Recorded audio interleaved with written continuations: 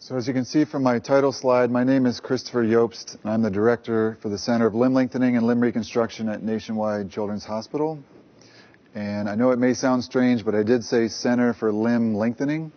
Did you know that we can make your bones longer? Did you know that we can make you taller? I know when you first hear that, it sounds kind of cool because you probably never thought about having your arm or your leg longer before.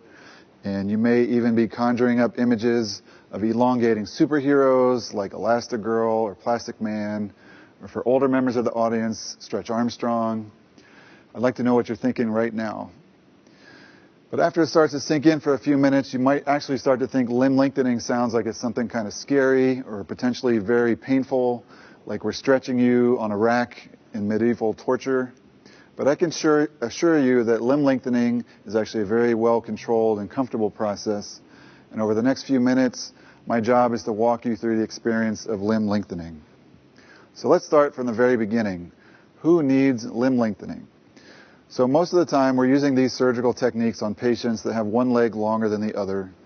And although we're going to focus the remainder of this discussion on talking about lengthening your legs or your lower extremities, I want to let you know that we can essentially lengthen any bone or any part of your body. For example, here's a patient, and if you look at his left arm, you can see that we lengthen his arm, and you can see the before and after in the size of his arm. We can even lengthen bones in your face, bones in your fingers, or bones in your toes. So leg length discrepancies are actually more common than you may be aware of. You may actually have a leg length discrepancy yourself and not even realize it. It's actually more common for your legs to be unequal in length than it is for them to be completely the same. Fortunately, most of you have leg lengths that are different in such a small amount that it doesn't require any treatment. There are, however, some patients out there where the leg length discrepancy is so large that if they're left untreated, they'll start to develop back pain, hip pain, or knee pain simply from the fact that they're walking with their pelvis out of alignment. Some patients require a lift in their shoe to help them with their leg lengths, and some patients try to walk on their toe in order to balance their leg lengths. There's a lot of different ways that you can actually get a difference in your leg lengths.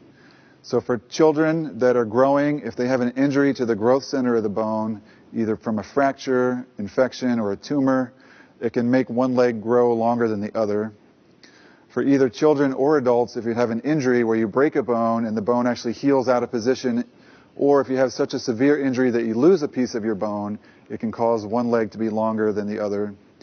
And then finally, there's a group of patients that are simply born with a congenital anomaly where the bone either doesn't form right or doesn't grow right, and it can cause actually quite dramatic differences in the leg lengths. I'd like to introduce you to this patient, Madison. Madison was born with left femoral congenital deficiency. She has approximately 2.5-inch leg length difference between her right side and her left side. She was able to walk and go to school, but she had to wear a large shoe lift for most of her childhood, and this made it difficult for her to keep up with the other kids her age. When we see a patient like her, we can get a standing x-ray and we can actually measure her leg lengths. We can determine where the discrepancy exists, and we can even project what the total discrepancy is going to be at the end of growth. In her case, it was pretty clear that she was going to need some sort of intervention, but the question was when to do it, how to do it, and how many surgeries she was going to require. So how does it happen? How does limb lengthening happen? You might be surprised to know that you already know the answer. If you've ever broken a bone or know someone who's broken a bone, you know that you go to the doctor, you get a cast put on your arm or your leg, the bone magically grows back together again, and then the cast gets removed. In limb lengthening, we're using that same biology to our advantage. Instead of just letting the bone heal right back together, however, we're slowly separating the tissue. So bone is a living tissue that can regenerate itself. And in surgery, instead of making a break, which sounds scary, we make a little separation in the bone, and then we use a medical device like one of these where we can slowly separate the bone ends. The body thinks that it's a fracture there and it's trying to heal it, and it keeps making new bone to fill in the gap, and gradually over time that bone will fill in and heal to the point where it's just as strong as the original bone, and we can't even tell where the new bone and the old bone starts. And even after 20 years, when I see an x-ray like this, I'm still amazed. Isn't that so cool what the body can do? So what is the limit of limb lengthening? Can I make somebody's arm as long as this guy's arm? So if we were walking skeletons, essentially I could make you to be 20 feet tall. So the ability to make new bone under the proper conditions is essentially unlimited. It would be like you could clean your gutters without ever having to leave the ground. But as you know, we're not just walking skeletons. We have tissue that surrounds your bones, and it's that tissue that has to stretch, like the muscles, the skin, blood vessels, and nerves. And that tissue has a limit in how much it can stretch in one setting.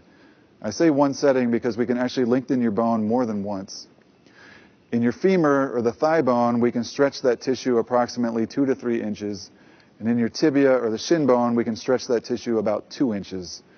And just for a frame of reference, your credit card is about 3 inches long, or a new crayon is also about 3 inches long. So with one surgery on your thigh and one surgery on your leg, we can add about 5 inches of length or 5 inches of height in one setting. Now, limb length surgery has been sort of discussed for hundreds of years. People have recognized that having one leg longer than the other was a problem, and they tried to treat it in a variety of ways, mostly unsuccessfully. Here's an image from about 1900 of a device that's attached to the leg after the bone is broken. And don't ask me how they broke the bone without anesthesia, but somehow they managed to do that. And then they tried to pull the leg apart as fast as they could, as much as the patient could tolerate. Not surprisingly, this was not a very popular or a very successful way to lengthen your limb. It really wasn't until this man, Professor Ilizarov, who was a surgeon in the Soviet Union way out in Siberia, who came up with the way that we perform limb lengthening even to this day. He made 2 major breakthroughs. Number one, he recognized that it was very important to cut the bone through a very small incision so that you protected the blood supply to the new forming bone. And number two, he came up with this device called an external fixator, which allowed the bone to be fixed in a stable way and then controlled in how much you could stretch the bone every day. And even though these breakthroughs were really incredible, they really didn't get to the Western world until the mid to late 1980s because he practiced in such a remote part of the world. Once North American surgeons became aware of this technique, however, limb lengthening using an external fixator became the standard. Now, even though his idea and the device were brilliant, having an external fixator on the patient is not ideal. First of all, these fixators oftentimes have to be left in place for long periods of time. Depending on how much length is required, it could be as much as 6 to 12 months. The other thing is this device is attached to the outside of your limb. So imagine laying in bed and getting this rolled up in your bed sheets or banging into your other leg. It's extremely uncomfortable. It's kind of a nuisance. Now imagine trying to sit down with this on your leg, trying to sit on a toilet, get in and out of a car, or even sit on an airplane seat, and you can see how difficult the patient's life can be. In addition, there's pins or wires that you can see in the image that are passing through the skin into the bone, and those sites can get infected, and they also tether the soft tissues, which make it hard for the patient to bend and straighten their knee or bend and straighten their ankle. Finally, even when the device comes off at the end, if the bone didn't heal properly, it can actually fracture or bend and get deformed. And so surgeons have been looking for better ways to do limb lengthening, even though this device has worked for us in the past. In the early 2010s, a device was approved by the FDA in the United States, which allowed us to begin lengthening from the inside. It's called an internal lengthening nail. And this device works on a series of magnets. There's a magnet inside the nail that can communicate with a handheld device, and the handheld device causes the magnet inside the nail to rotate, which creates distraction of the nail and allows the bone to separate. And this allows the patient to be lengthened in a much more comfortable and gentle way than with the external device. Also, because it's all from the inside, you don't have pin sites to worry about getting infected, and you don't have the muscle getting tethered and limiting the range of motion or the ability to bend or straighten your joints. And so this has become the preferred method of limb lengthening for surgeons in the United States today. If we go back to our patient Madison and we remember her x-ray standing, she had a 2.5-inch leg length difference with her right side longer than the left. And so we had a discussion with her parents about what to do, and they chose to use an internal lengthening nail. Fortunately, her bone was long enough that we could insert the nail safely. And so we gradually lengthened her bone over a 2 to 3 month period and gained that extra 2.5 inches that she was missing. The nail then stayed in place while the bone went on to heal, and eventually the bone was strong enough that we could remove the implant about a year later. And she now has a fully formed femur without any internal device in place. Madison then went on to become the pitcher in her high school softball team. She became the captain of the cheerleading team, and she just recently graduated summa cum laude and was able to walk across the stage without a shoe lift. Internal lengthening nails are amazing devices, but they do have one problem, in that they have to go inside the bone. So for our smaller patients, where the bones are smaller and shorter, the device can't be safely put inside the bone, and sometimes in those cases we have to consider using the device on the outside.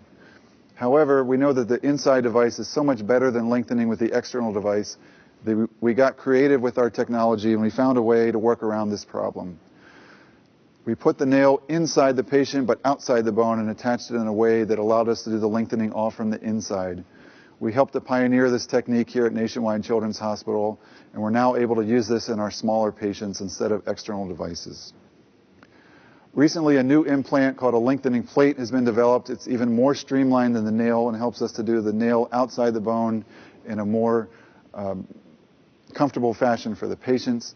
Nationwide Children's Hospital was one of the first hospitals in the world to have access to this implant.